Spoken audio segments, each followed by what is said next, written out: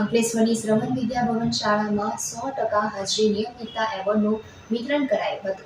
જીવન નિયમિત બનાવી પોતાના વ્યક્તિગત સામાજિક પ્રસંગોનો ત્યાગ કરી શાળાએ નિયમિત આવી અભ્યાસમાં એકાગ્રતા કેળવવા બદલ સન્માન કરાયું હતું.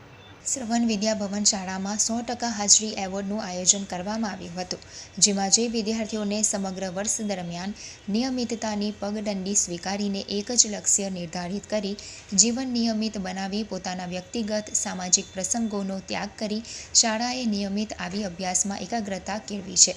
શાળાએ નિયમિત આવવા માટે લગ્ન પ્રસંગમાં જવાનું, ફરવા જવાનું ટાળે છે. બીમાર હોય તો પણ શાળાએ આવવાનું ચૂકતા નથી.